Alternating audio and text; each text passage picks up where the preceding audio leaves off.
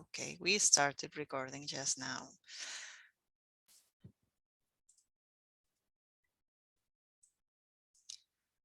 So as I said, good afternoon. Welcome to this Infoshare, and where we are going to see the maturity model for orchestration, automation, and virtualization, or the OAV maturity model. My name is Isabel Gandia. I work at CSUC and on the GÉANT Project on behalf of Redis. And as you know, we are developing some information and some documents for orchestration, automation, and virtualization. The last thing we're going to present is the maturity model we've been working on in the last months. This is the agenda of our presentations today. It's just a few words for the welcome. Then we will have the introduction to the OAV maturity model. And we will go a little bit deeper into each one of the dimensions and subdimensions to see where you are going to find in this maturity model. We will have a short survey and a wiki, like a taste for the whole maturity model, and then an open discussion and wrap up and conclusions.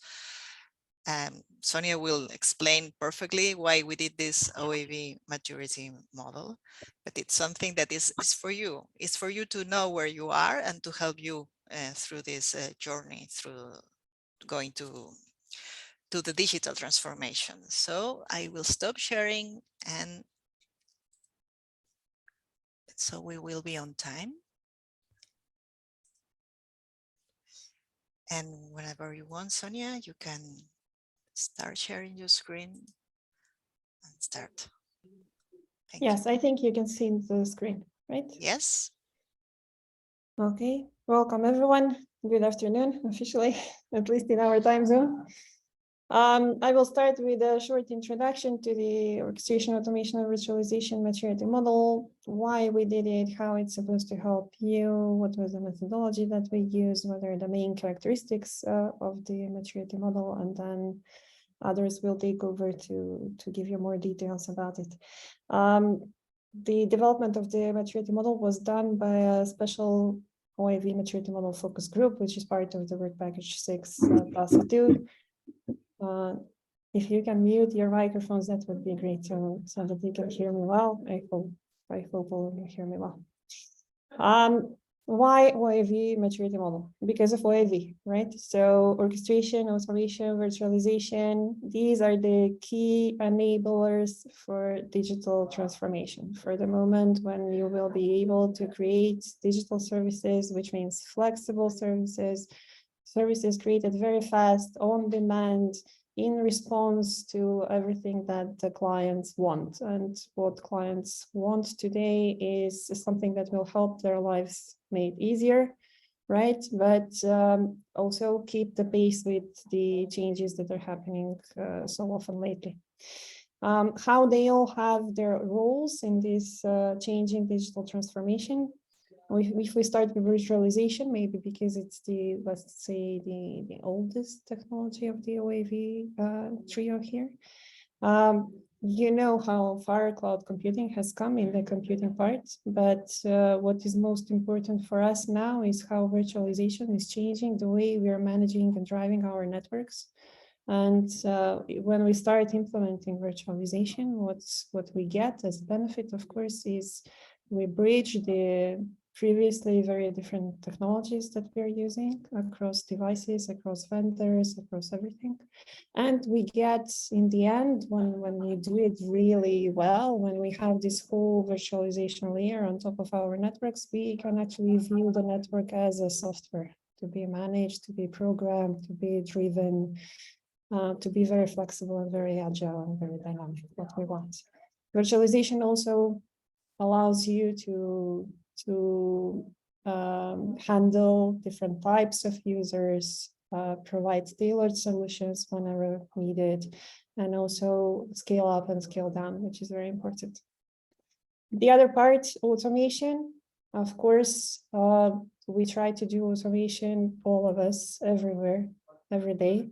The first steps usually are things that are very repetitive, that you do daily, and it helps you to do something without adding the element of human error inside, right? But when you see it in a foresight, like what you want to actually get in the end from automation is to actually move from a world where everything is managed by humans to a world where everything can be managed by machines, by the components in your digital architecture, in your digital platform. And this doesn't mean that, of course, network engineers can only drink coffee all the day and just look at the reports and that's it. They also have tasks to do, but these are not going to be the daily repetitive tasks which are going to be done by automated systems. These are going to be more strategic, more complex activities that will drive the future evolution of the system, help the system be even more intelligent, even more predictive, even more advanced in the end. And this is where orchestration comes into play, right? The idea of orchestration is once you have all of your elements intelligent and automated, you want to put them together so you can implement complex activities. You want to orchestrate them together.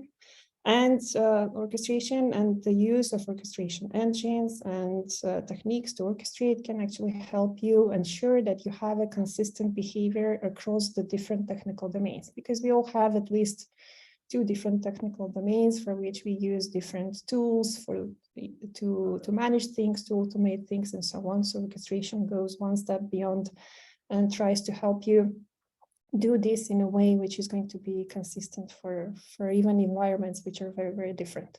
What it helps is provide the end-to-end view over everything, right? The process of fulfillment, the process of assurance of a service. So you know, even for services which span across different domains, services which can be combined from hardware and virtualized elements.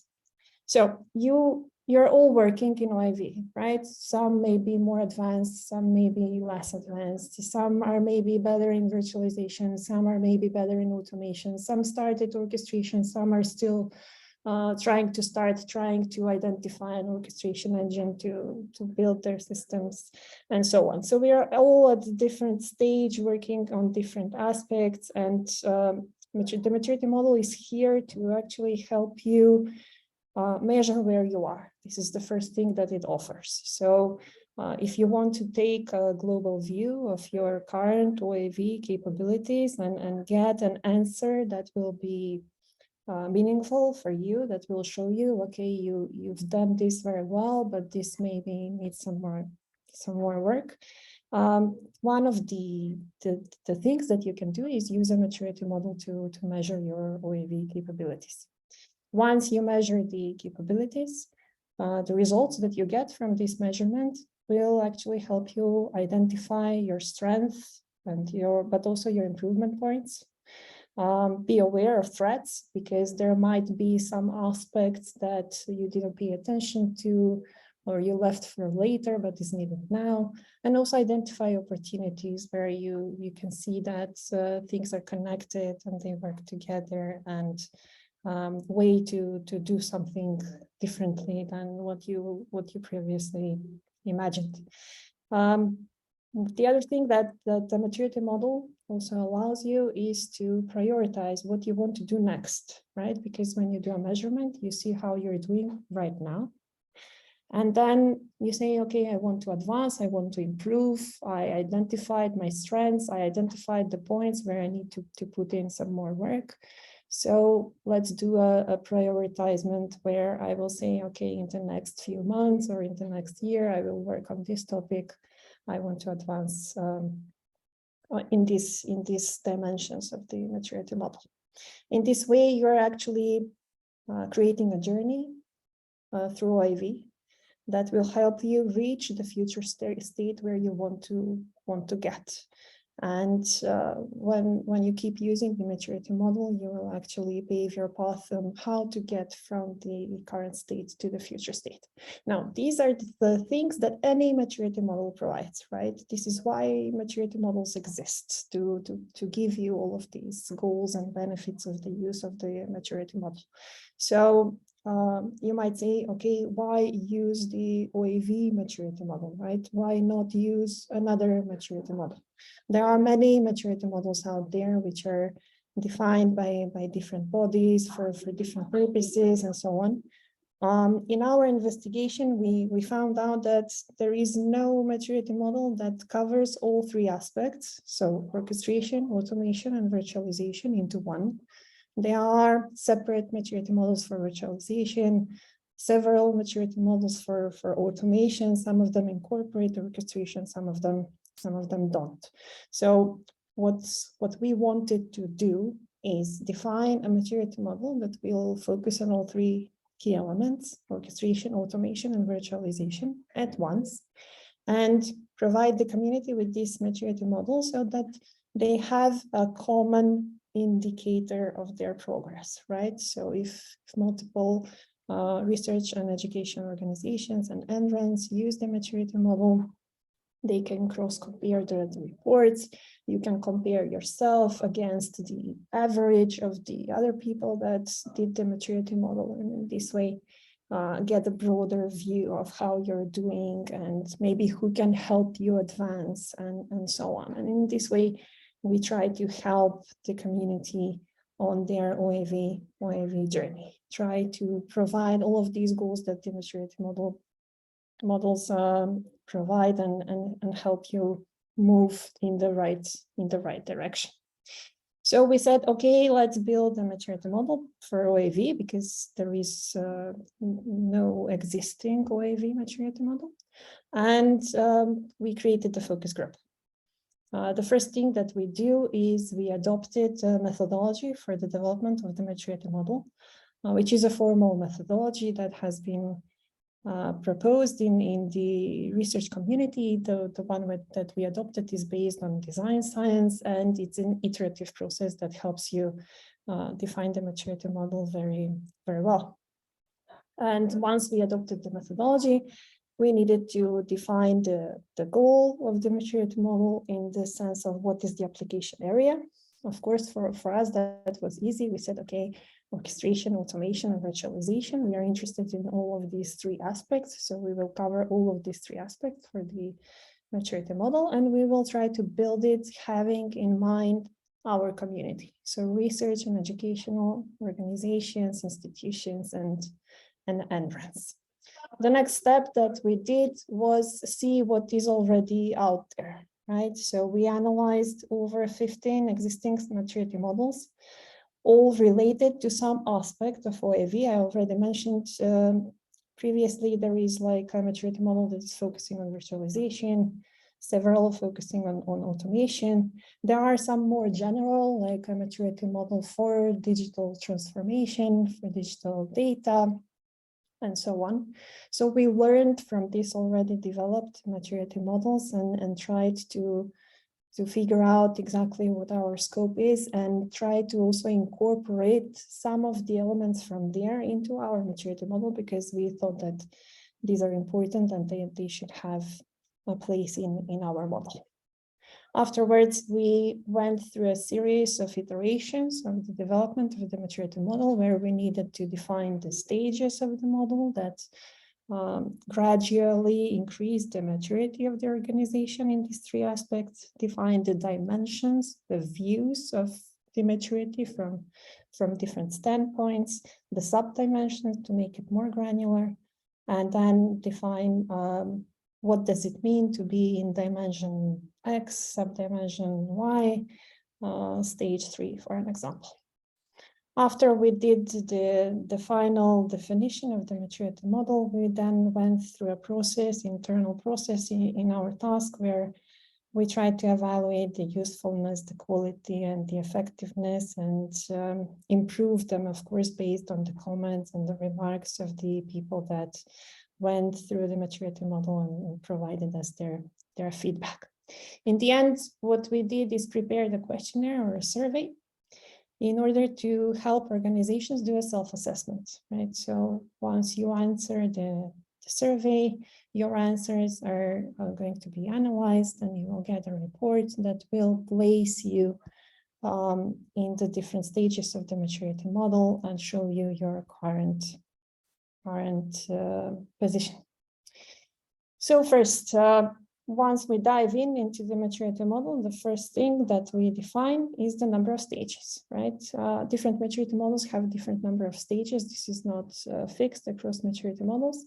In our case, we chose to have 6 different stages in order to make it as granular as possible, where the first stage, or the level 0, is a stage where we actually have 0 to minimum OAV in capabilities in our organization, and the highest stage, level 5, is the one where we are so very much advanced that we are on the cutting edge of what can be implemented regarding orchestration, automation, and virtualization at this moment.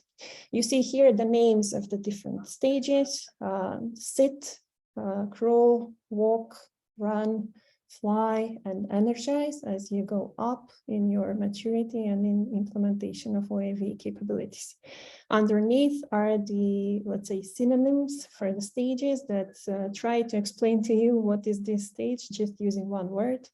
So if you are in the sit stage, then you have none to minimum OAV capabilities. If you are in crawl, then your activities are mostly ad hoc based. If you are in walk, then all your activities are mostly focused on a use case that you're working on, or maybe are project based, or you're just reacting to the demands from the customers. If you are in run, then you are very well in OAV. You have implemented it throughout your organization.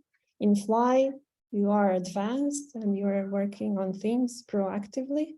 And then in energize, you are, as I said, state of the art. Most of the things that you have implemented are actually self-optimizing, working as intelligent as they can be, and even beyond that. Why we chose to do it like this? In order to try to capture all of the stages of our institutions, but also provide this highermost level to give them an incentive to move on, right? Because you're never done with the implementation of OAV. There is always the next thing. There is always this something better you can do. That's why we added this level 5, so that you can always look towards the future and try to implement something more.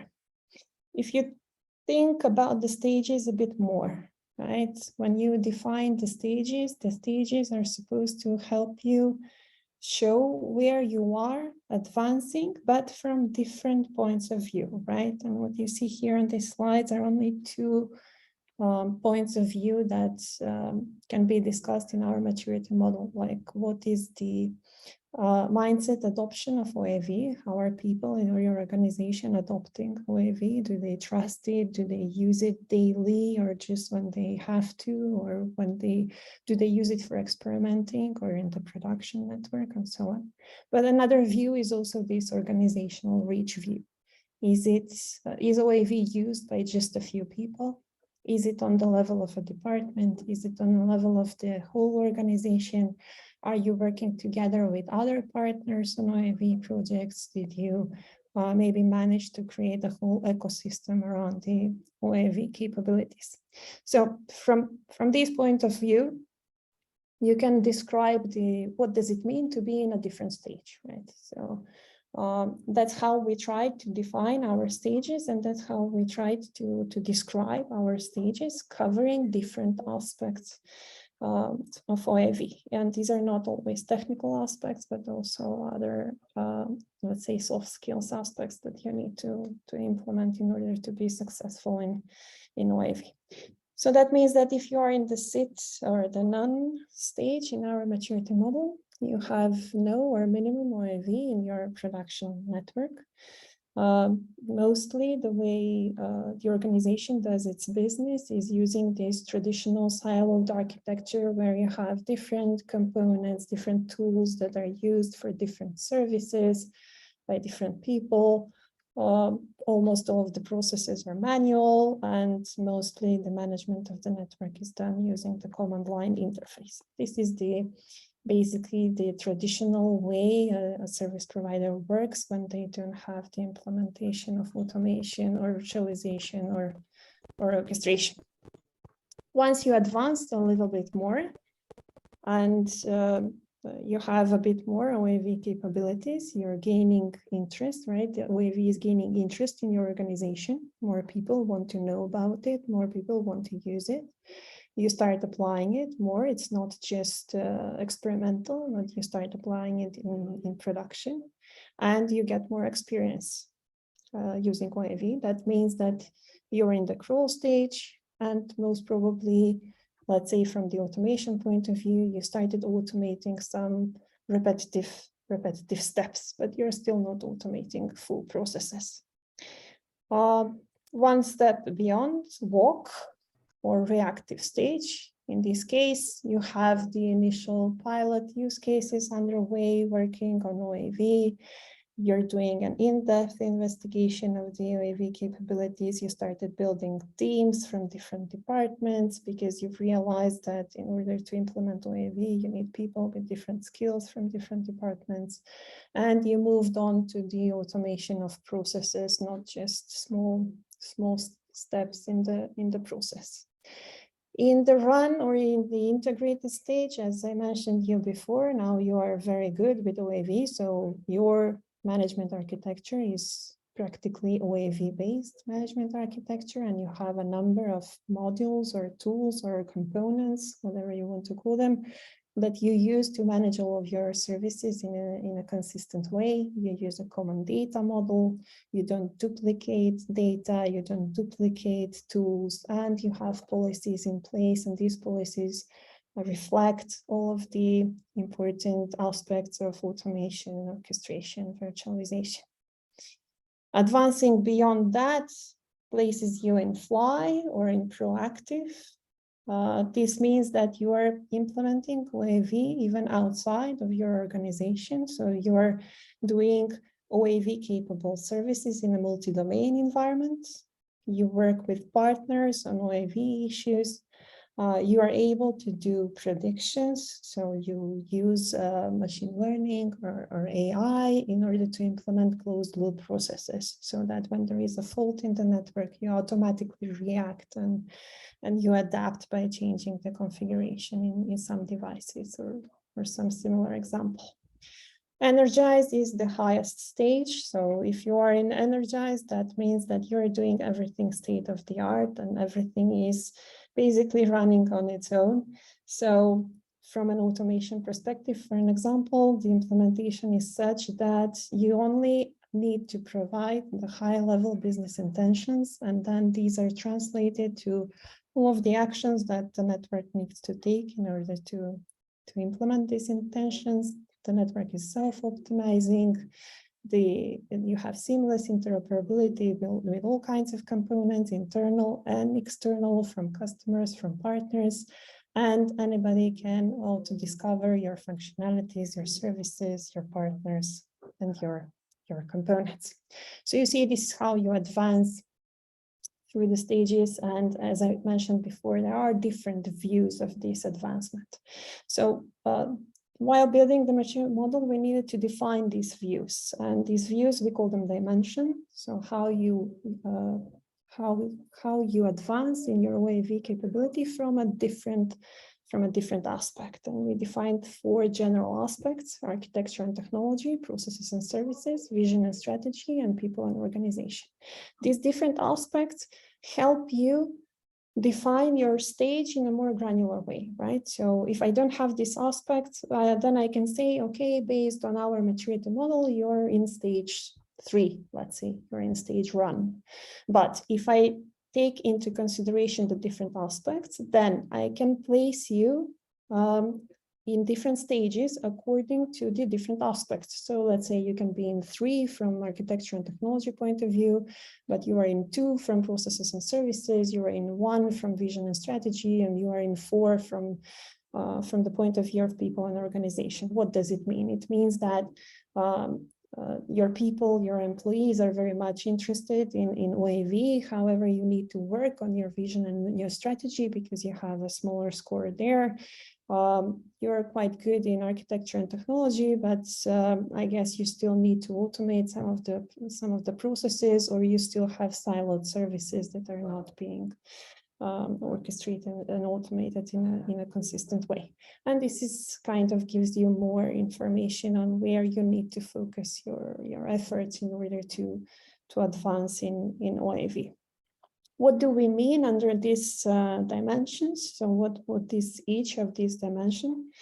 For architecture and technology, we are trying to measure the architectural and technological capabilities related to OAV, right? So is your architecture OAV ready? Do you have components that can handle different types of services in a consistent way? Everything that is needed to develop, establish, and then continue to involve your OAV environment from a technological and software architectural point of view is in this dimension.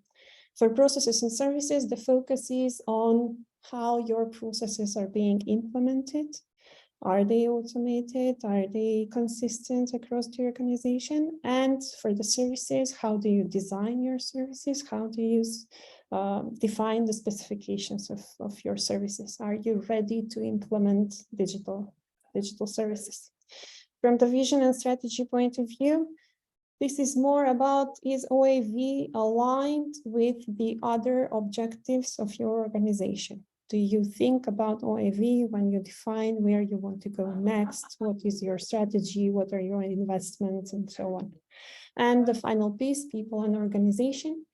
This is about all of the stakeholders. So employees, partners, customers, how OAV affects them. Do they like it? Do they use it? Do they trust it?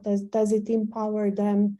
Do people collaborate in an open, innovative way in order to move on with OAV implementations or not? So once you get the idea of how far you're going into these different dimensions, you could be assessed using our OAV maturity model, and the result will look something like this. Let's say this is an example organization for which in the processes and services dimension, the organization is in level 3 integrated. For the other 3 dimensions is currently in level 2. You see here how these stages are all full up to the achieved level. This means that if you are in level 3 integrated, you have all of the capabilities from the previous stages, right? 0, 1, 2, and 3. You cannot not have something from a previous stage and then jump into 3. It's an evolution through the stages that you go.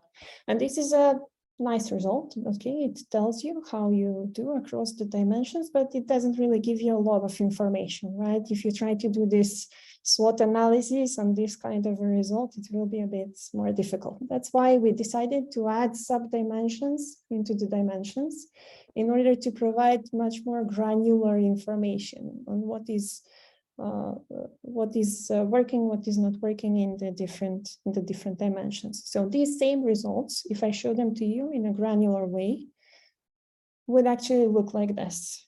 So you see now for each dimension, I have several sub-dimensions, and these sub-dimensions tell you a more granular, more specific story for different aspects of the dimension, right? These are just the examples. These are not all of the sub-dimensions that we defined in the maturity model. The rest of my colleagues are going to explain to you all of the sub-dimensions for each of the dimensions. So now you see this view helps you really identify your strength and your weaknesses. For an example, for this organization, the example is that their current main strength is the implementation of monitoring and reporting processes because they are currently in proactive stage. But their weakest link is virtualization technology. because they're currently in the non-stage. They have very little virtualization in their organization. So once you do the maturity model, you will get this kind of granular reports that will tell you how you're doing in each of the defined subdimensions of our dimensions, and help you see maybe there is something that you missed, maybe you've been focusing too much in one area, now you forgot to do something in another area, or you have very skilled people but you're not using them in the right way, and so on. So it helps you build your strategy on how to move on with OAV maturity. This is where I will stop, and I will give the floor to Kostas so that now he can explain to you the subdimensions of the architecture and technology dimension, and go through all of the views of this dimension that we prepared for you. Okay, thank you, Sonja. So let me share.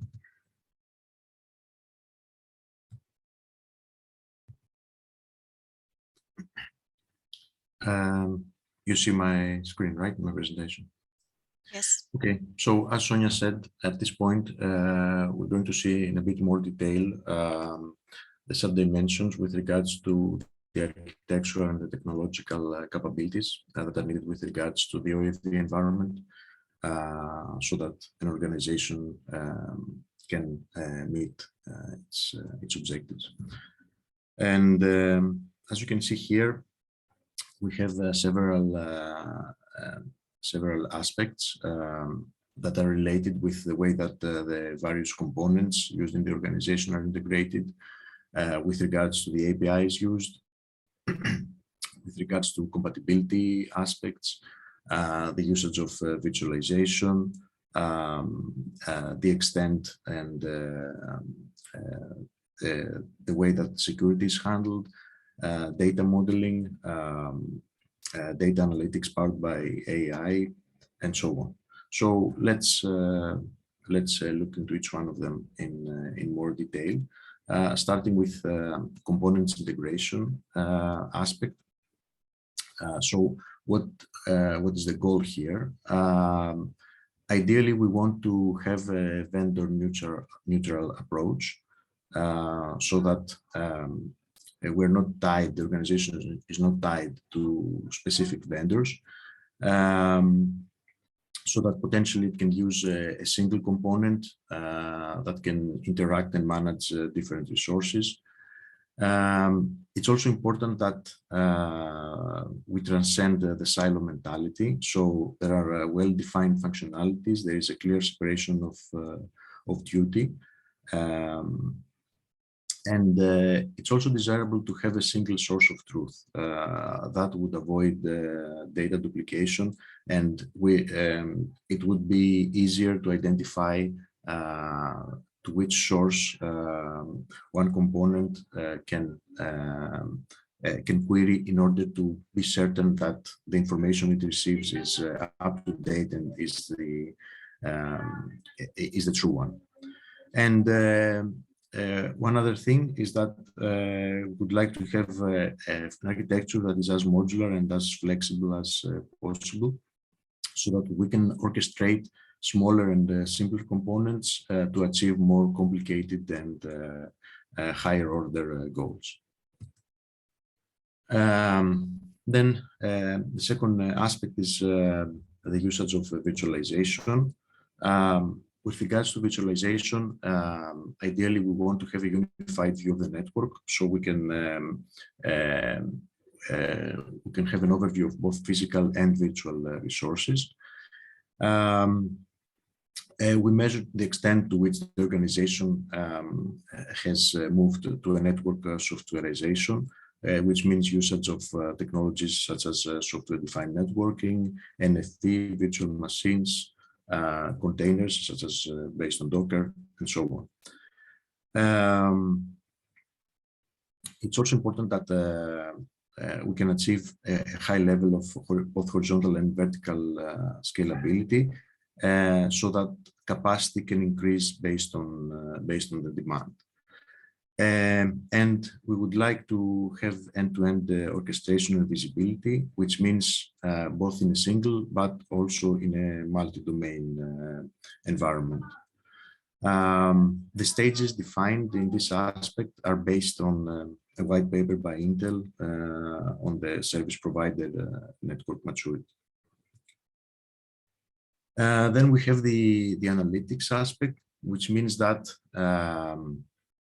at a high level of maturity, we want to be able to have descriptive analytics, which means that we can have good data visualization and dashboards that describe to some person reviewing this the current state of the resources.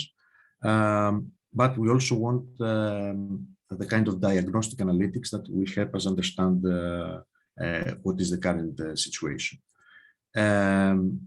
Furthermore, we would like to be able to analyze historical data so that we can gain some meaningful insights and see how things are progressing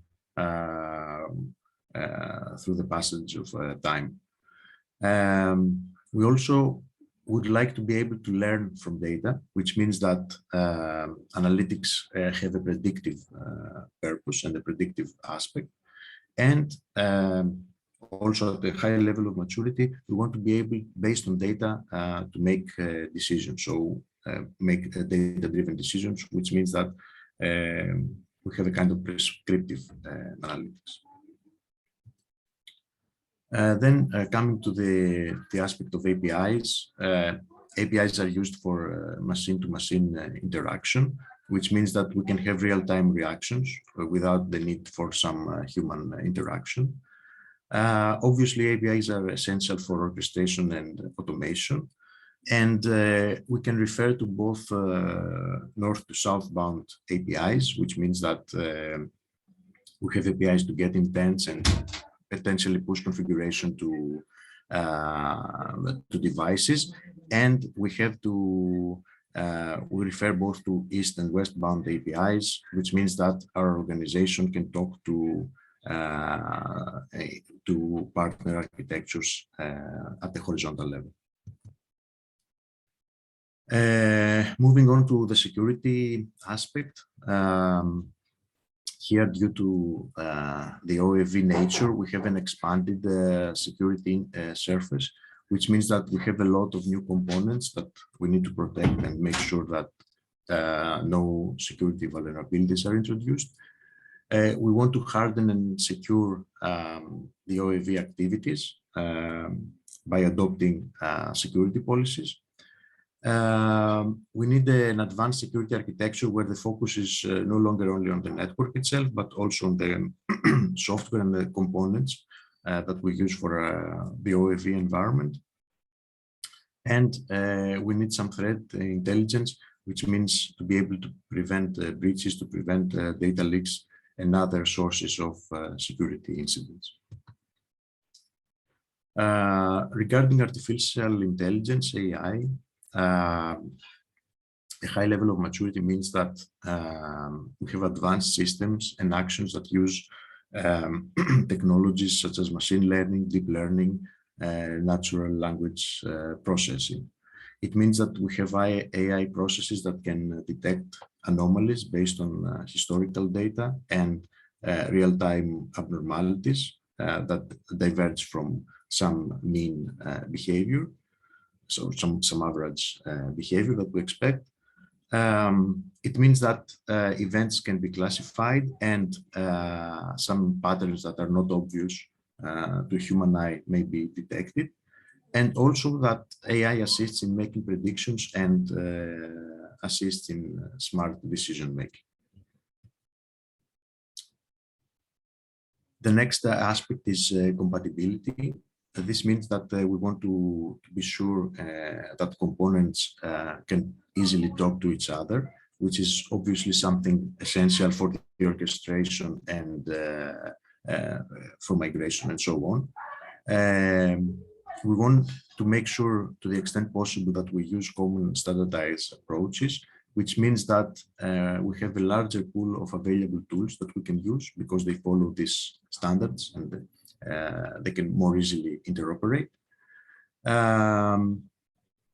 It means we have easier, smarter procurement, again, because we can integrate with existing solutions due to a high level of compatibility.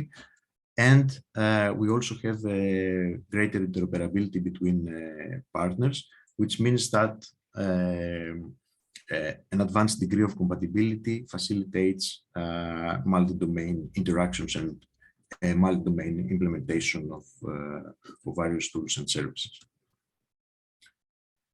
Another important aspect that we examine is the data modeling.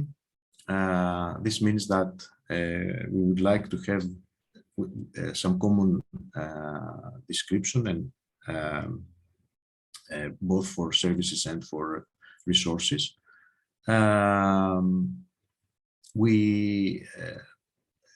We want, to the extent possible, to be able to abstract the modeling of objects and be able to supply either a resource-facing or a customer-facing view. It's best that we can make use of layered or hierarchical models so that we can easily create new services using existing pieces, and we can reuse various models that we have in our arsenal, and that they support extensibility. They can easily be extended so that they are more adaptive to changes and to progressing requirements. And then we have the aspect of data, which means that we want to be able to handle what is called big data, which means to be able to handle an increased number of data sources that that generate a large number of data that needs to be handled. We would like, at a high level of maturity, to be able to handle both structured and unstructured data when we have some metadata descriptions for them. It's important also to consider the quality of data, which means the level to which the data is complete, it's accurate, is consistent with the rest of the data, and so on. And we need to take into account the aspect of the data storage infrastructures, which means database and the various database locations like data warehouse we have, and the existence of data lakes. So that's a summary of the architectural and technological capabilities aspect. Now, I think since we are complete with that part, we can go to a self-assessment, let's say, exercise, where you can visit the website www.menti.com, provide this code that you see here, and you will be presented with some questions related to what we have just discussed. I don't know, Sonja, do you want to add something on this? And yes, I pasted in the chat the link to the Menti. If you want, you can just link instead of entering the code. This is just to give you a taste of how the self-assessment would look like if you would need to place yourself in the different dimensions. So what you need to do is just choose an answer that you think best fits your organization, or maybe yourself if you want to do a self-assessment for yourself. As you know, Menti is completely anonymous. It's not like we are measuring your NRENs or your organization AV capability or something. It's just to, as I said, to give you a taste of how this self-assessment looks like, how the questionnaire would look like, and that will try to measure these capabilities and then give you a report and an answer that will help you identify your strengths and points of interest where you would like to do some more work. Kostas, if you stop sharing, I hope everybody got the code. I can start sharing and try to show you the results. Yes.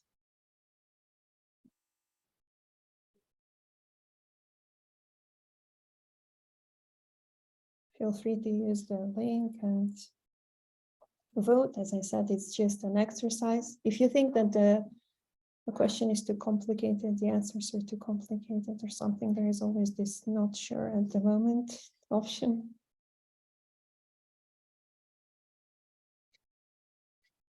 What you see in the screen here is how the answers are actually corresponding to these 6 stages that we talked about before: the sit, the crawl, the walk, the run, the fly, and the energized stage.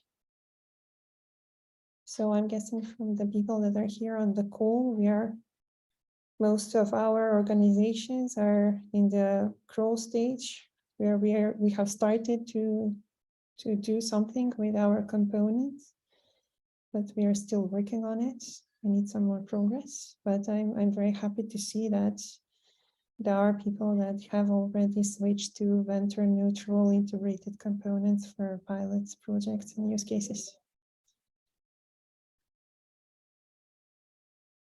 Kostas, do you want to move on, say something, or should I switch to the next question? You lead me, you tell me. One.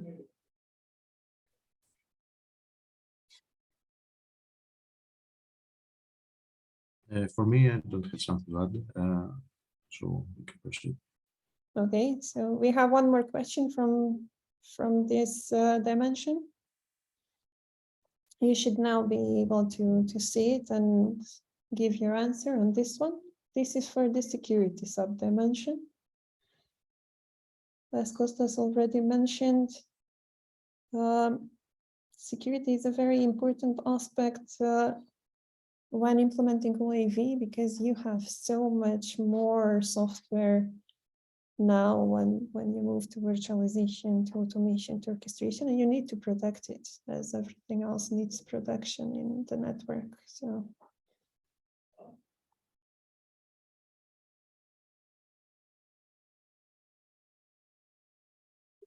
seems that we are doing better here, and that we have nobody in the non-stage until now. And lots of people are using automation in their security tools configuration. That's great. You have centralized security. That would mean that once you move beyond in your OAV capabilities, you are already able to protect them very well. I'm very happy for this. Okay, so this gave you a taste of how it looks like to assess yourself in different subdimensions. I think I will stop sharing now, and we can move on to the next subdimension. Roman? Yes, let me share the screen. While you share it, you can keep your Menti web page open, because we will go back to Menti after each one of the dimensions.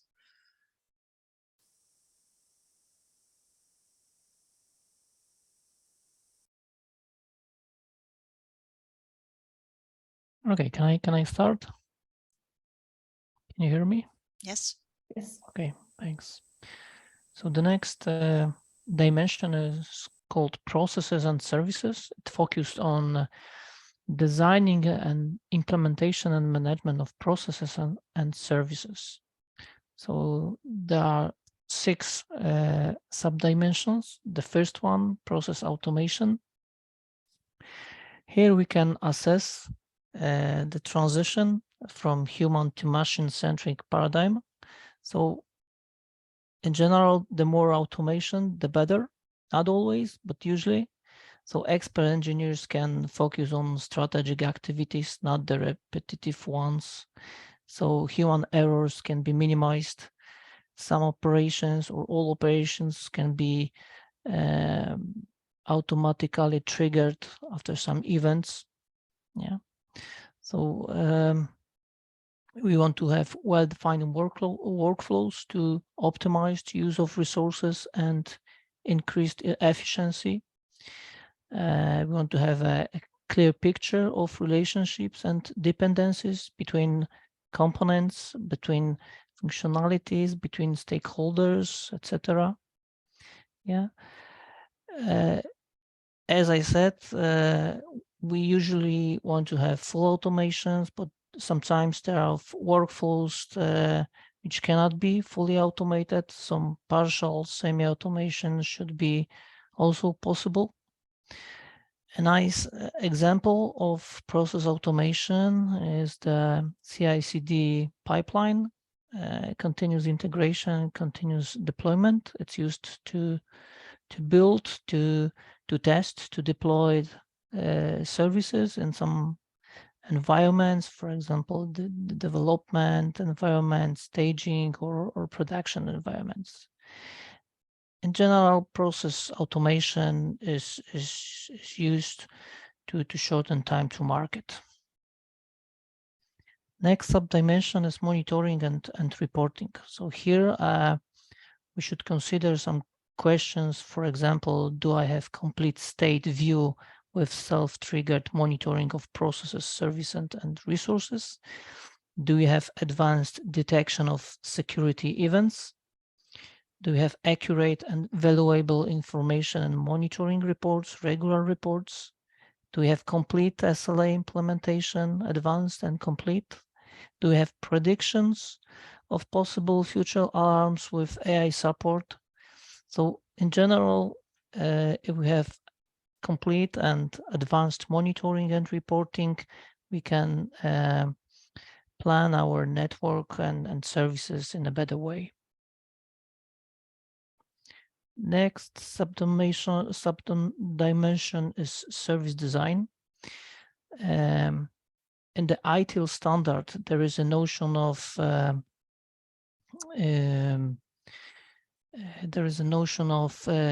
value co-creation. So the ITIL says that it's good, always it's good to engage all stakeholders in a service design. Yeah. So there are also some other characteristics, yeah, useful to design a service in the right way. For example, extensibility with well-defined components and interfaces, reusability of components or functionalities for different services, technology agnostic, the next important characteristic, and the orchestration is a key component to build new services. There are more characteristics for sure, but these ones are obvious and well known. Troubleshooting, next subdimension. So we cannot avoid all problems, errors, mistakes, attacks in our services or processes, right? But important is to identify them quickly and apply the fix. So it's important to have efficient and fast analysis and investigations in the complex services, good data correlation and root cause analysis, and smart decision support mechanisms.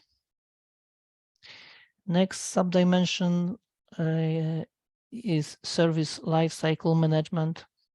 Yeah, it's always good to have well-defined service lifecycle phases, which results in consistent control over the service. Yeah, optimize resource utilization that we have, better decision taking, and again, it's always good to engage our stakeholders groups. I will mention the ITIL, and in ITIL there is a notion of shift left approach where users can take over the control, can execute some actions which normally are done by service providers. For example, using some self-service portal, a user can create an instance of the service, change it or terminate it, instead of calling service provider and ask to do that.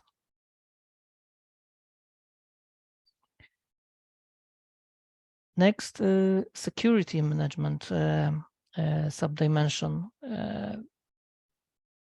There are some aspects very important in this context. So, fast reaction to threats and security incidents.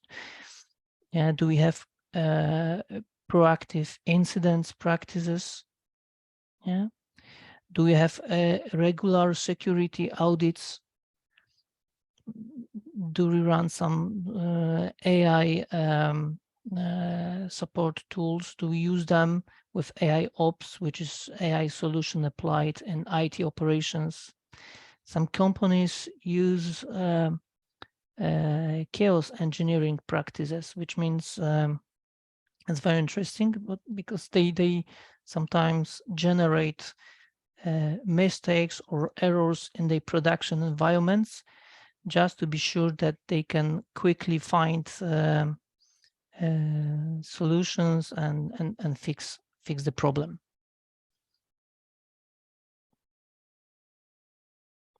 Okay, that's all. We can move to Manti. Yes, I'm pasting the link again, just in case someone joined us later and they haven't used it up to now. If you can stop sharing, Roman, I can. Yes, of course.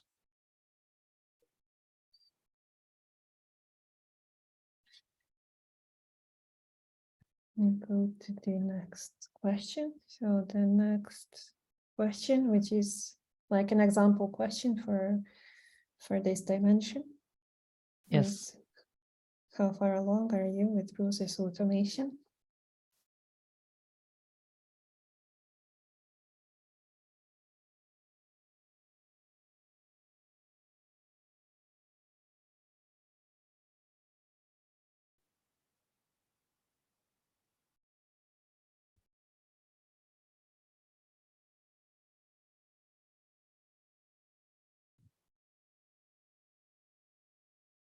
Maybe we can mention here that these questions that you see are just example questions. They're not actually part of the official questionnaire that we developed for the OAV maturity model. These are like a short version that we prepared for this Infoshare. And again, you see the images here that each answer is actually placing you in one of the 6 stages. Well, Roman, it seems that we have quite a lot of effort in automation, in projects, in services, in use cases. Yes, yes. Yes, the orchestration is getting more and more popular.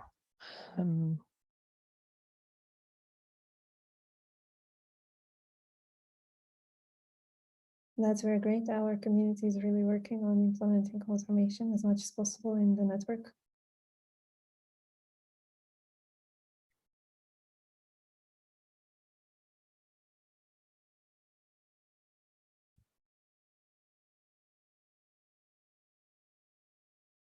So maybe it's a good occasion to promote our automation and orchestration solution that is called SPA. So please visit our wiki page to get more information about it. Service provider architecture.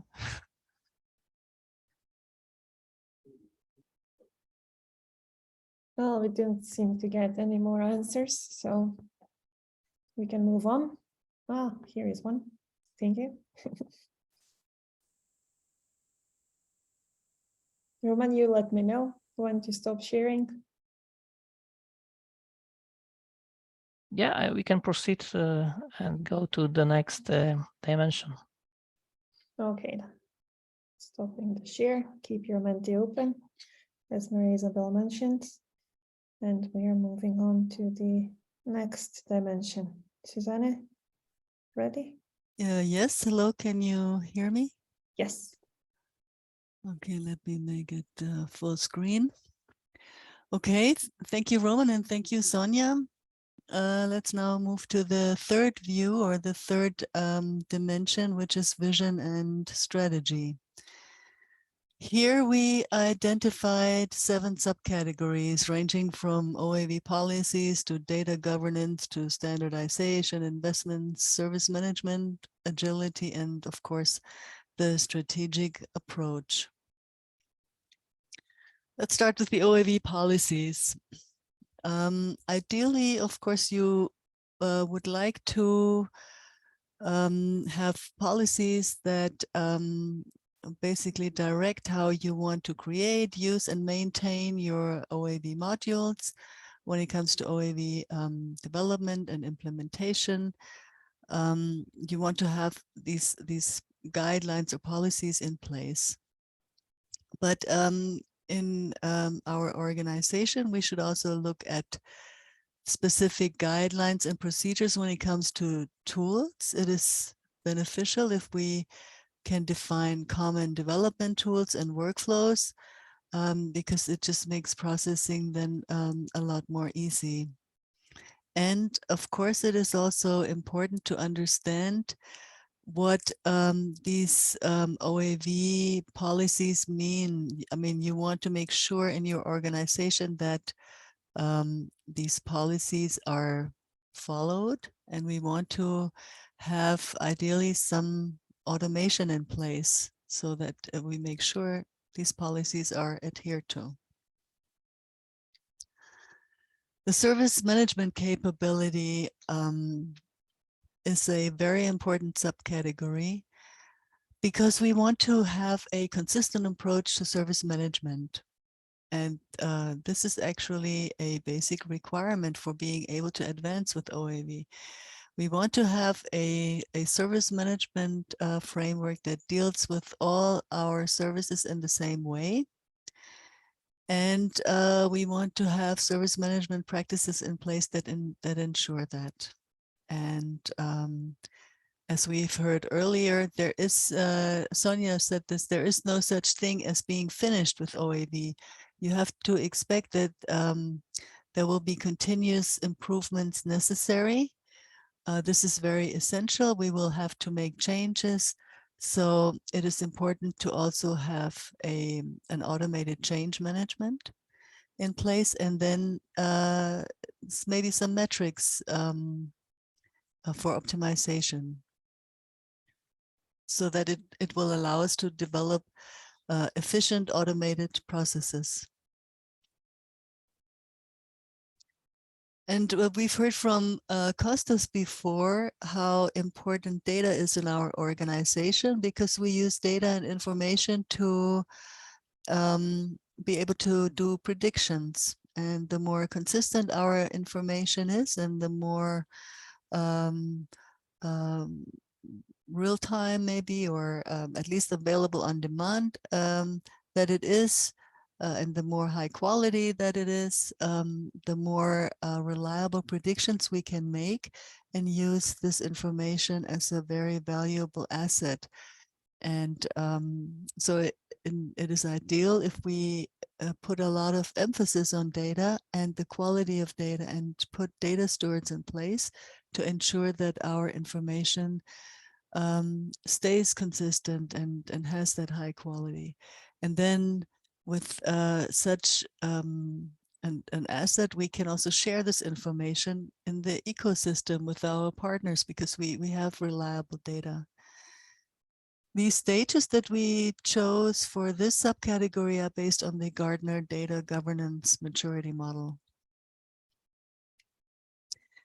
We also selected agility as a subcategory in this dimension, because we want to be able to quickly adapt to a changing requirement. If there is an issue or a problem in our modules, in our OAV modules, we want to tackle them ideally in sprints, so that we have very short periods to complete a defined set of work and fix that issue. We want to be able to quickly adapt to any kind of problem that comes along or any kind of change we need, and deliver value faster. So we can use iterative OAV project management and software development. We base the agility stages on the agile maturity assessment. When it comes to investments, we must expect that OAV will require some budgeting, and it is of course then beneficial if we count OAV into our budgeting plans and our capital planning from the beginning, and make it an investment priority, and look at every aspect that that may be required for our OAV growth. It may not just be to develop new modules or to fix issues or to move along with changes, but it's also aspects such as skills development of our staff and so forth. So OAV is one of the main areas that we want to look at in our organization as to be in the driving seat, because it is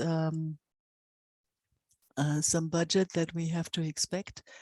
And ideally, we also want to have some metrics for planning and adjusting. We may not need to invest the same amount every year for OAV, but we may have to adjust these investment plans accordingly, depending on the metrics for OAV that we have. Strategic approach. This is a similar category because we want to be OAV to be our business driver, basically. The whole handling of our services, the whole framework, this is all based on an OAV vision. And we would like to be able to create value with OAV and really understand the OAV potential. And we have to look at our organization. How can we align between the OAV strategy and our business strategy, and how can this go hand in hand, basically? How can we create value with OAV?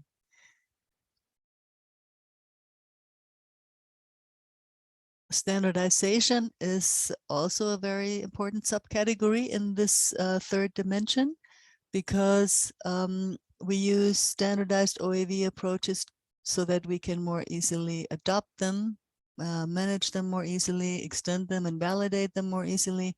And of course, we want to be able to work and interoperate with our partners in the ecosystem. So if we adopt standards, this is much more easily achieved. Ideally, we also want to see the uptake of standards and measure the standards adoption in our organization, and be able to extend it, of course. So these were the subcategories. This takes me already to the Menti again. Please, Sonja, I'll stop sharing. Could you put the next question on? Yes, of course. Okay, we are moving on to the question from the vision and strategy dimension.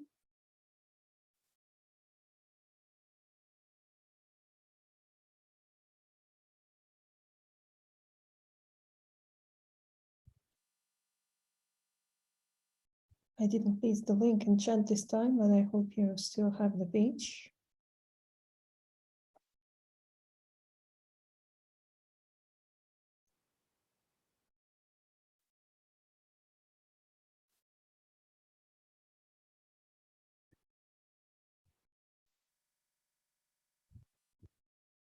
Oh, this is the first time I think we have someone in fly, Susanne. I was just going to say that. So I'm very happy to see this.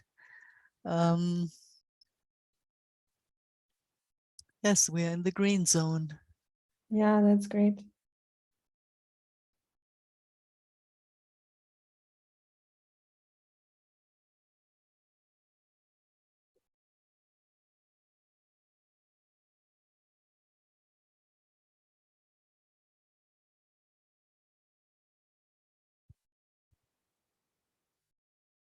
Thank you for voting. I think this gives you a really good idea of what the going through our maturity model is like. And hopefully you get excited about it and would like to try.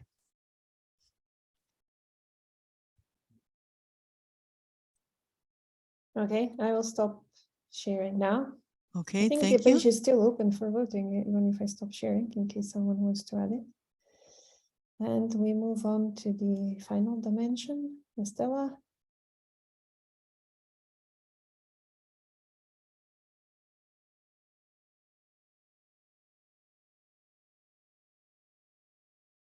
Yeah, we see it great. Okay, so just 1 second, I'll put it in lecture mode. So thank you, Sonja. Now we are going to introduce the people and organization dimension and all of its sub-dimensions, as we have done previously with the other dimensions. So this dimension is all about the organizational culture that supports the adoption and the advancement of OAB in order to achieve an open and innovative and agile and a flexible collaboration with partners and users. This dimension is divided up into 5 sub-dimensions, as you can see listed on this slide. These are teams development, stakeholders involvement, learnings and skills, and so on. Let's start with team development. This is a critical sub-dimension because in the end, people are the driving force for OAB implementation. The production of a OAB solution requires of teams with a specific skill set, but it also requires of a holistic, multidisciplinary, and cross-functional approach, where open collaboration is critical because it paves the way for the layout of common objectives. In turn, this is going to promote joint ventures and partnering, for example, with the objective of joint service development or any other objectives. We find that in the sub-dimension of stakeholders involvement, we find that interest in OAB usually grows organically within an organization.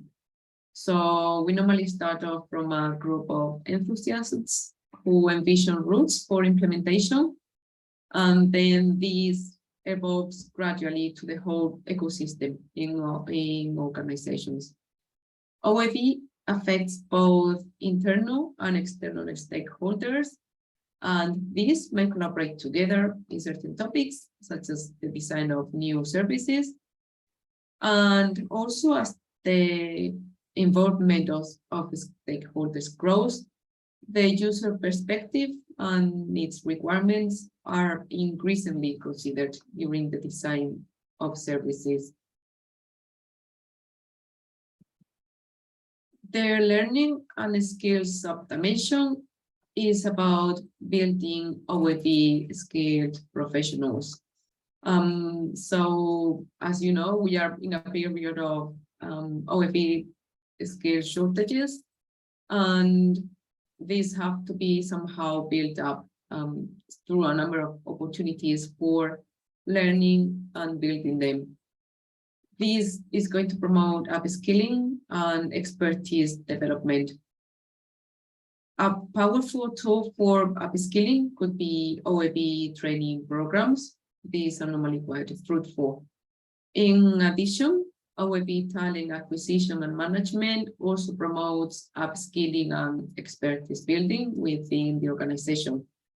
and joint training efforts among partners in the ecosystem are also a powerful tool for the same purpose. An organization's culture, which is another subdimension, is also very deeply related to the adoption of OAB. In organizations which are aligned with the traditional architecture approaches, OAB can sometimes be viewed as something new or non-standard, and in occasions not to be trusted. So there's some resistance to the adoption of OAB. Trust in OAB evolves as its benefits become clear, and as OAB practices and approaches are increasingly embraced by diverse teams. The belief in OAB's potential increases teams' motivation and enthusiasm for adopting new OAB solutions. Our last subdimension is user experience. This is related to the relationship between OAB and the customer, in the sense that OAB helps transcend the customer experience. With the adoption of OAB, we move away from more traditional communication channels to provide proactive customer support. A 360-degree customer view, which in turn provides an enhanced customer experience. An omni-channel experience where the user context can be changed among different communication channels, and also customer self-service with the goal of zero contact. And now back to you, Sonja. Not sure if you would like to share the Menti next questions next. Yes, of course. I'm sharing the screen. This is the final question. Don't worry, no more questions for you.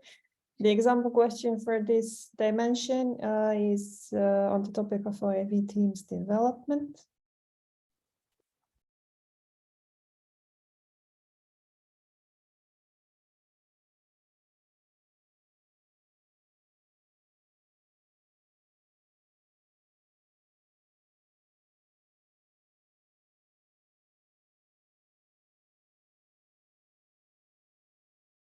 Based on the answer so far, most of us are in the crawl stage with ad hoc groups, still no formal teaming, but there is someone with high-performing teams, that's great, working on different aspects.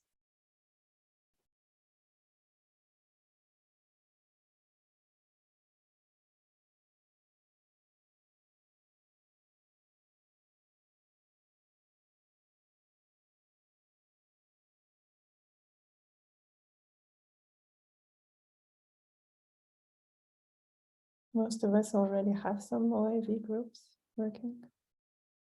That's quite good. While we are here, Isabel, maybe you can tell the others about the other activities that we have in the task, especially related to the learning and skills subdimension. Yes, of course. Thank you, Sonja. Well, as you know, we have prepared, or we have been working and are working now on a training program, on an OAB training program with several learning units that are self-paced, open to all the institutions.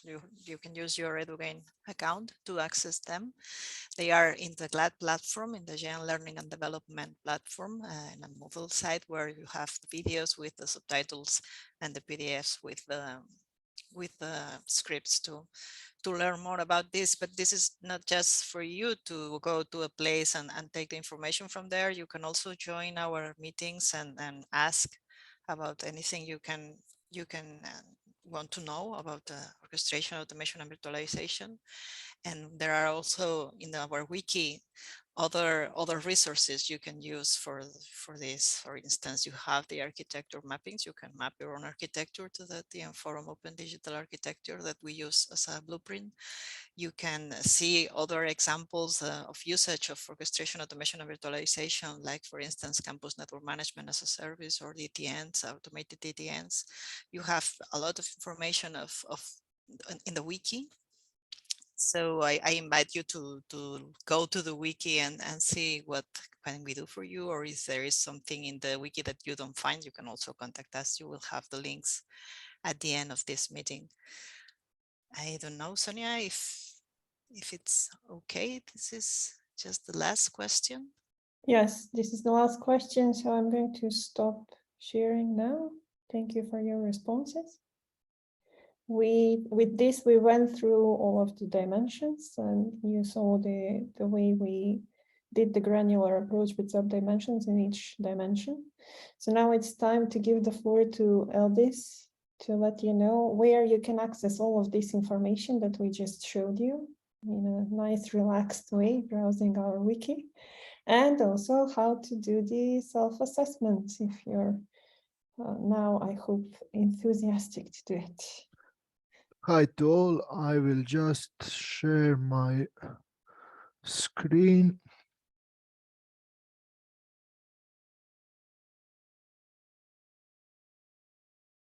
Can you see it well? Is it okay? Yes, yes, it's in full screen. Yes. So at the end, we will give you some resources for your self-assessment. Firstly, a very useful thing to have is our wiki page, where you can find all the details in more detail than this presentation, of course, of all the stages and subdimensions. So you can follow your progress through OAV. Then this maturity assessment, of course, as we already heard, goes somehow through three steps. First step is to assess current situation. Second step is to analyze and take some actions. And third step is, of course, to address some future goals you want to achieve. And of course, that is an iterative process, and you don't need to be at the same level in every dimension. You don't need to be at same stage as we already saw. So when it comes to survey, you will be able to do survey is on this link. You will have 31 questions in the survey about all the things we already talked about here. So about every stage and dimension. Of course, data will be used for analytical purposes only. We will not publish any of your data about your individual institution, and the report will be sent to you to email of the person you defined in the survey. Some tips and tricks for you for answering the survey. Of course, it's always best to choose answer after you collaborated with your colleagues, maybe other departments in your company. You of course consolidate results on the such way that you always know where you want to go. So what is your target stage to be, and then in every step you can always reassess, which is always good thing, so you are sure that you are going in the right directions with your OAV process. Important things to remember, as I already said, it's not one-time exercise, it's iterative process, and this reassessing maturity levels always helps you to review your current status and to be sure that you are going in the right direction. that is all from my part. Now, of course, we will do Q&A and discussion of, if you have any questions, we are all here for you. Yes, for the question part, you can also use Menti again. If Eldis stops sharing, I can take Okay. you to the final Menti slide, which allows you to write a question. It doesn't have to be a question, it can be a comment. How you feel about the maturity model? Do you like it? Do you think it's helpful? It's not? Did we forget a dimension or sub-dimension or something? Do you have a question on how to use it?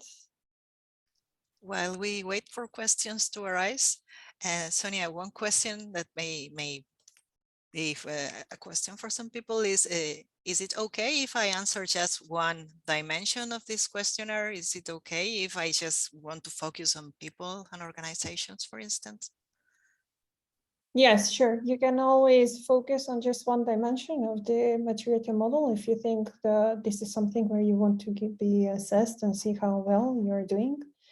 And then the answers that you're going to get will be from this dimension only, right? And you will focus on the subdimensions of this dimension. Of course, it's always best to get an overall view from all of the dimensions, because as you saw, different dimensions focus on different things. But the use of the maturity model is should be very much tailored to your needs, to your expectations. So different organizations can use it in a different way. It's one of the flexibilities of maturity models that is liked, and that's why they're used so much.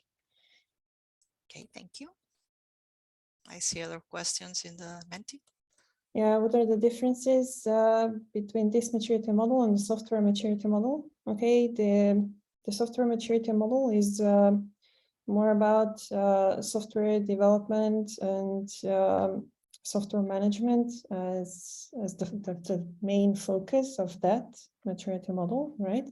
Here our focus is on OAV, so orchestration, automation, and virtualization. Sometimes the dimensions of two different maturity models may be the same, so both models can have architecture and technology and people and organization, for an example. But then when you go deeper, the way these are seen is different. But I think the best of all is that you can actually use both models at the same time, right? So you can use OAV to give you an insight into OAV, but you saw how much OAV is related to software, because everything today is about softwareization. So if you use the software maturity model, it will give you even more deeper information on how you develop, how you evolve, how you handle software in your organization. So using them hand in hand would be my approach, at least. How do we do it? Well, in the order of appearance.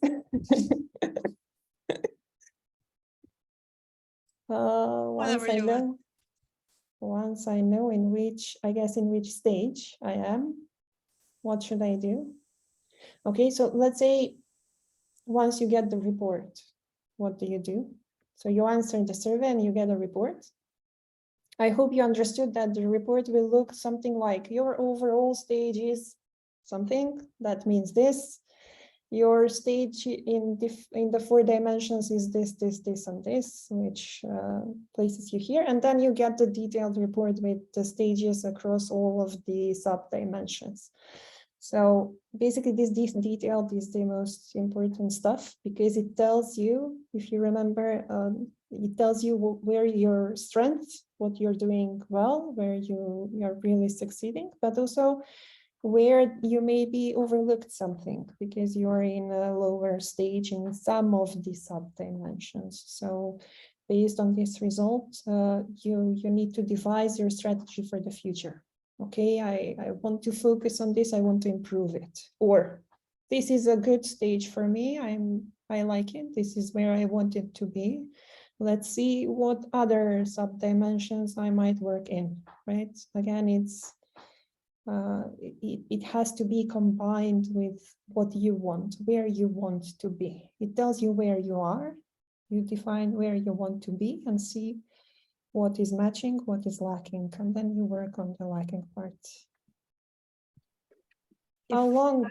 Yes. Yeah, if I can just add here. So sometimes when we are working so much on one specific topic, it might look like it might in a way narrow our scope and also narrow the awareness of how else it might be. So just reading the description of individual phases or sorry, individual stages can actually give us more insight about how things might be, which doesn't mean that we have to be or have all of these things that are described in all the other stages, but in a way just provides, let's say, a bigger view on different aspects. So to answer what should I do, the answer might be nothing. As Sonja said, I'm happy where I am.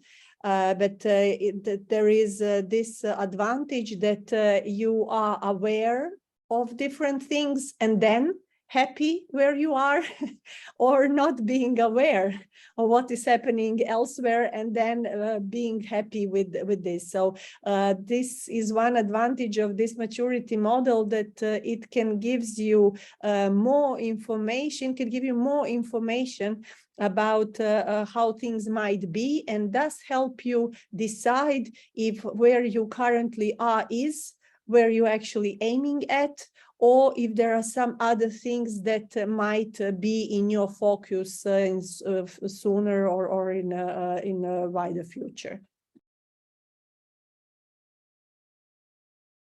Yes, exactly. Very well put.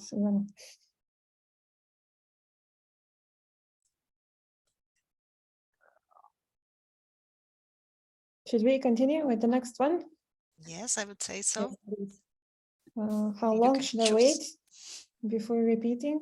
I think it was the next one. How long should I wait? This one, there is no straightforward answer to this one. So it kind of depends on the organization. So it kind of depends on what you did in this previous question. So let's say if you said, okay, I'm here and I want to reach this stage there. The next thing you do is like a plan. Okay, what are the steps, how to reach this stage, and you give yourself time, right? It could be a couple of months, it could be half a year, it could be a year. I wouldn't say more than a year. And then there are two options. You either reassess at the end and see if you did it, or better, you try to reassess again, at least somewhere in the middle, just to check if you are moving in the right direction. Because sometimes with OAV, it's a very complex area and there are many actions to take. So you might start in the right direction and then you get enthusiastic about something and you forget to do something else. So it will help you keep you on track, sort of. So you create your plan and then you try to do like a milestone checks to see if you're on the right path.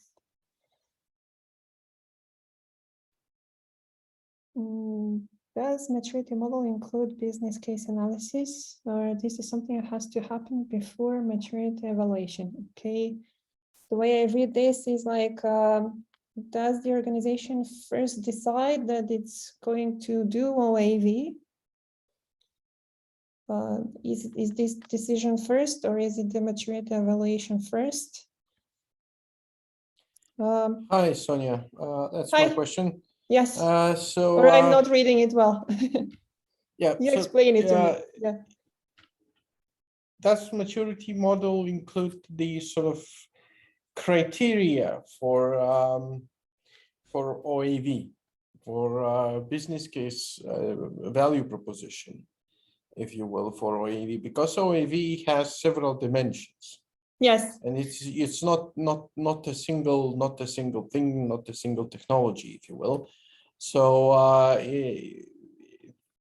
is there sort of business case analysis as a part of maturity model, as a part of pre-crawl, if you will, stage where or crawl stage, if you will, that would help to sort of to ask the right questions in the organization. Do we need the OAV? Or is it something that is assumed that everybody needs an OAV and we just sort of evaluate the maturity?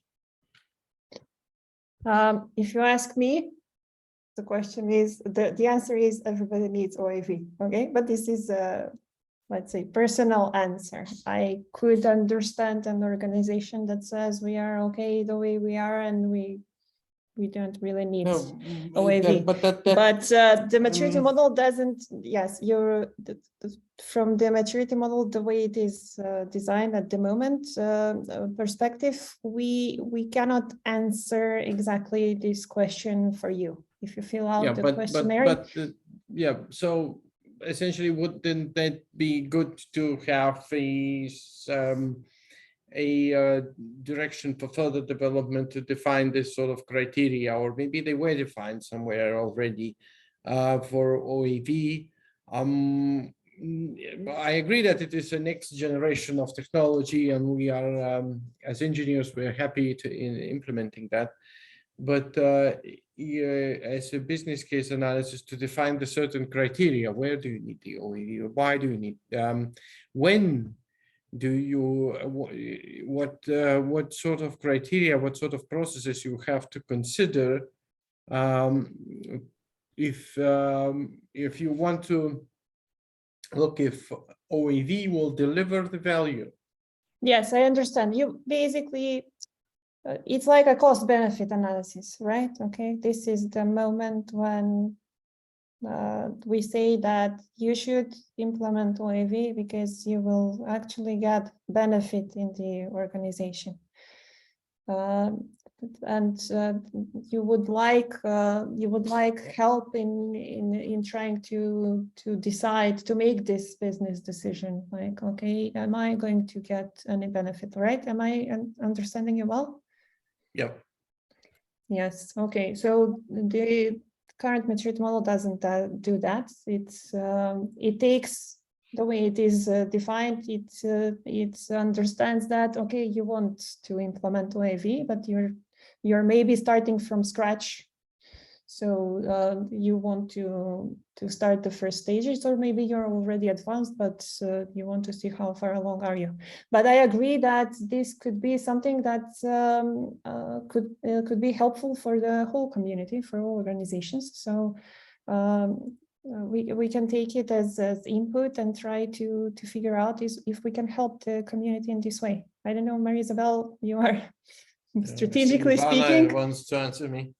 Yes, well, I see Ivana has her hand raised. Yes.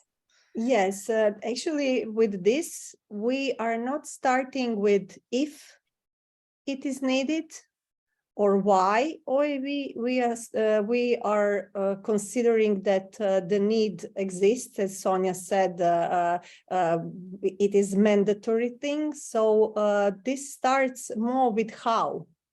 So in order to determine how to progress towards digital platforms, overall integration of business and IT, and OSS, BSS integration, etc., how to do this, so how to progress from where you are now to where you want to be. So this OAV, the maturity model, determines to define the first step, which is where are you now? And then the next step is where do you want to be, which again, the maturity model provides you with the possibility to see which of these stages you would like to see yourself in and within which period of time. For example, if I'm now in the crawl phase and for whichever of the dimensions, and I would like to be in the energize phase, okay, that's great goal. I should then consider what does it exactly mean. If I have just, I don't know, one piece of equipment, maybe for me it is easy comparing with somebody who has thousands and thousands of devices or a very big network that they need to take care of. So it might be doable, or it might go through some stages. So this maturity model actually in a way specifies individual steps that should be taken for us in order to come from one stage to another. So to come back to your question, for us, why is not a question, because it's mandatory. Is that the answer that we are starting from? For us, the question is how. Okay, thank you.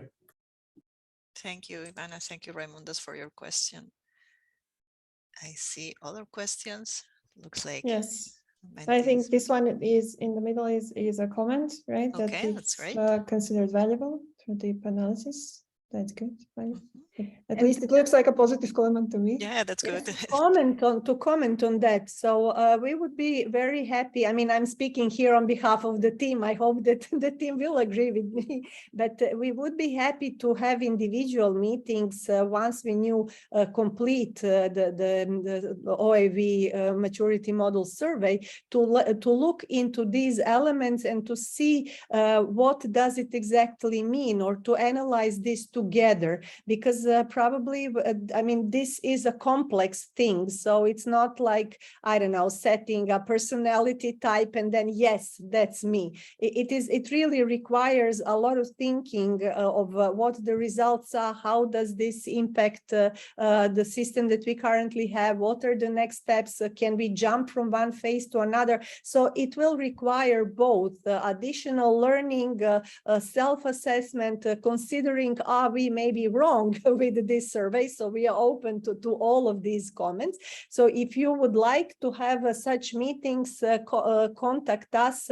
I will send the email address in the chat, and we would be happy to meet with you to see if we can somehow help, at least to discuss these things. I keep looking at this comment, maturity model can depress me. This was the negative one. There was a positive one and the negative one, but it shouldn't But, depress anyone. Exactly. I mean, anything can depress us if we let it be, but everything can also be seen as an opportunity for some future work and to give us ideas. But in all of these phases, it is really okay to say, okay, I am here now and it's okay. And for us, in everything that we've been doing, it was like small steps are actually what gets us wherever we want to be. So take small steps and it will be okay. Yes, and I would say that we were like very optimistic, because the energized stage is a very optimistic one. I do not expect anyone here, maybe. I wish, but it's very difficult to be in the energized state. But we need to be aware that this stage exists and target it as a future stage for us. Yes, to give you motivation to Exactly. do better. Yeah. There is always room for continuous improvement. That's why we added this stage to make sure that you always work on it. You never stop. Will the questionnaire remain open for an extended period of time? Of course, absolutely. I mean, this was the idea. It will remain open until the end of this project for sure. For the next phase, Isabel, can you? I would say that it will confirm or deny that. I will say that we will keep it open. If there is input from the people who will answer it, or input from the institutions that we need to go to, let's say, version 2 of the questionnaire, we can consider that, of course, but we will have it open. I will say, why don't you try to do it now, and then in a few months try again to see if you have evolved, changed in anything. Yes, and after this promotion, we will put the link to the questionnaire also on the wiki, so it's easily findable and accessible. So you can always use it. The expected dates and details. The survey is already open. You have the link in the presentation. I also pasted it in the chat. You will see the questions there. are a bit different than the ones that we showed in Menti. And a bit more information is required in the beginning, just to know who to send the report to and everything. After each submission, the focus group will meet to analyze the responses from the survey, and they will prepare this detailed report, which will be sent to this contact email that will be provided in the survey. And it will remain open, as Isabel said, as long as there is interest to work with it and to use it. Oh, okay, there is a feature where I can actually click on the question to make it bigger.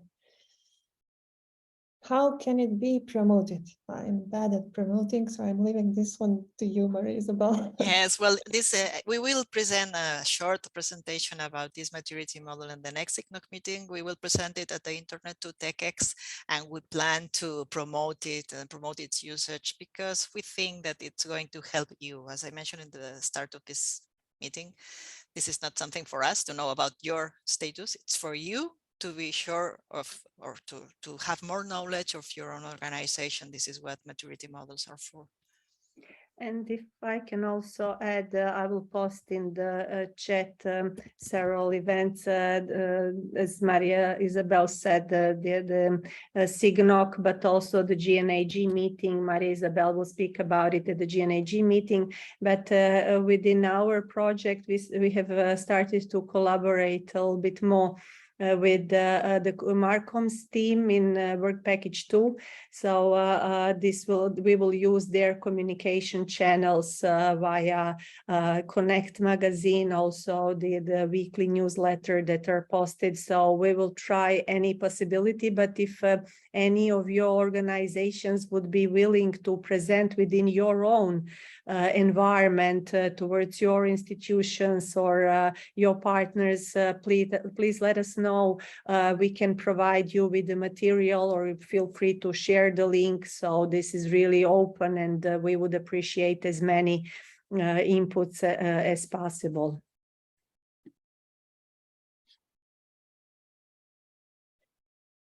OAV requires input and efforts from our customers to define requirements and migrate to standardized service models. Yes, absolutely. If you remember, one of the sub-dimensions was really about the involvement of all of the stakeholders, and it actually places you in a stage depending on who is driving and working with OAV. Is it only an internal effort? Are you taking input from customers as well?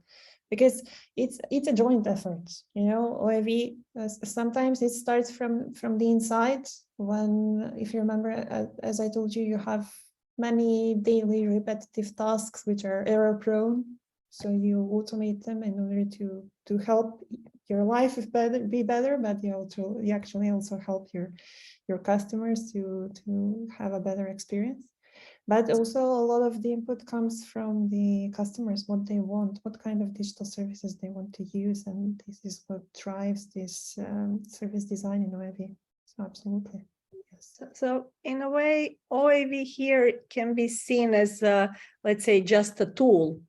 I mean, or the communication with customers, getting feedback from customers, it is part of how an organization functions in general, and how they're doing, let's say, their business. And so from that perspective, are you keeping all the information in a text file, on a Word file, or are you using OAV tools and mechanisms to really help you and make your life easier? In that sense, OAV is just a tool. So all the other things related to communication, collaboration, getting feedback, using the feedback in your processes and to develop and improve your services and products, that actually stays the same. So it really applies in all of these things that we are doing. One thing that, for example, this maturity model can bring more light on is, for example, in more advanced phases, when they ask you, are you also integrated with the information systems that your partners have, or not just information systems, but in product ordering, etc. So yeah, probably many of you are aware that something like that can speed and easy our life even more. But if not, then when you see this in questions, it can as well be like, oh yes, this is also something that I can start speaking with our partners about. So again, more like providing additional information about certain elements and phases. Thank you, Ioannou. Well, I see the other two comments are more positive comments, let's say. Thank you very much to whoever made it. And are there any more questions? I don't see the chat or raised hands. No, there are no questions in the chat, but just thanking us for the effort from GÉANT that will make sure they complete the survey. Thank you. We are looking forward Yes. to analyzing it afterwards. Yes. Well, as we didn't mention that we will try to provide you with sorry, I don't know how to say this, but try to compare your results with the average from the community in the detailed report. I don't know if you find this interesting or not, but this was also one of our ideas, so that you know how far along are you, so that you know if I don't know if the average is, for an example, for my entrant, I'm sure the average will be better. So I know that I can ask the community for help, because there are many entrants that are far along the roads in higher stages compared to us. So I hope this will be helpful as well. yeah, I think it will be, Sonja, and of course we are not going to publish the results. This is just something for you. Whenever you want to fulfill the survey, we are not going to publish any of the answers you give us. Okay, anyone else wanted to ask anything?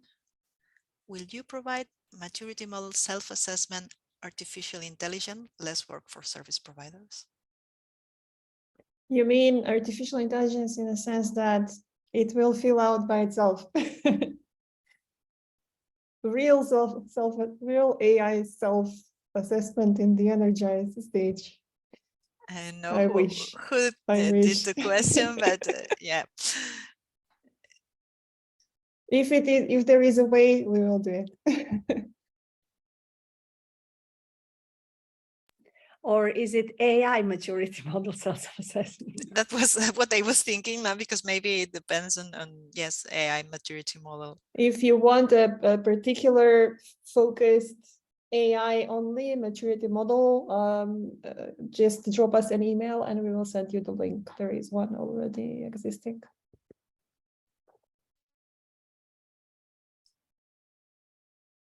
Okay, that's perfect timing. It's 1:55. Thank you very much, Sonja, for all the answers to these questions and for all the presentations. Thanks to all the presenters and to whoever attended till the end, because I see we have seen some people dropping off during the Infoshare, but at least we will have the recording available at the GÉANT TV channel, so whoever wants to see it later, they can see it there.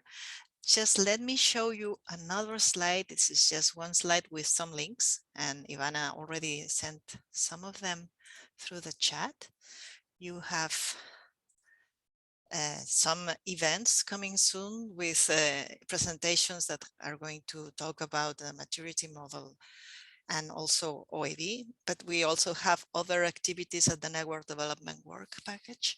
We have the 17th CYNET meeting is where we are going to present the maturity model. Then at the GNAG community VC, we're going to talk about orchestration, automation, and virtualization. There is an in-band network telemetry Infoshare on the 24th November, a quantum key distribution deployment Infoshare on the 25th, an Argus Infoshare, a little bit as campus network management as a service tools, not only for campus network management.